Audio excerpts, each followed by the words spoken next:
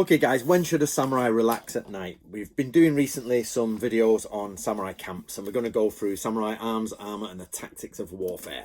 Okay, so I'm going to show you now. We're working from the Natoryu Blank Workbook, so get yourself a copy and we're looking at this. So this is a tent, it's made of paper, it is waterproofed paper.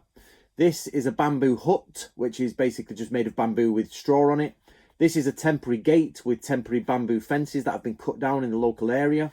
This is a selection of huts with curtains in them and samurai helmets with flags. And this is a watchtower. These are all things that are found in samurai armies, okay? So what we don't really know, really deep down, I would like to do more research in this, is just what a samurai camp looked like, a daily camp. We know there's curtains erected, we know there's bamboo huts erected, but that might be a semi-permanent camp.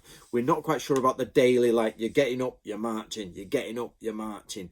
So what we do know, though, is that the camp construction commander goes ahead of the army. He picks the position. The rest of the army is scouting around and marching and scouting the area as they march, yeah?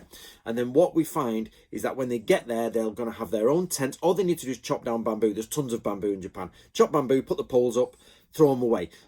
Make some quick temporary fences. You know, they've got gates that they will put on horses, construct the gates.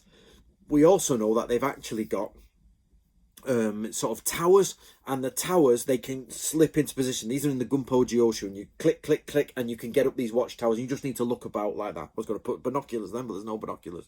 The first telescope didn't come to Japan for quite some time, but you can look around for enemy shinobi, enemy troops. Then in the morning, these people get up, they start de-rigging it. Everything's de-rigged. Remember, each samurai has 4 or 5 helpers, so they're all de-rigging everything, getting the samurai on, getting his stuff done, and out he goes. However, one of the rules is when the army gets there, the commander or one of the commanders will go out and search the area and check everything with a troop of horses, like mounted Monomi scouts, thundering around, checking everything while the rest of the camp's being constructed.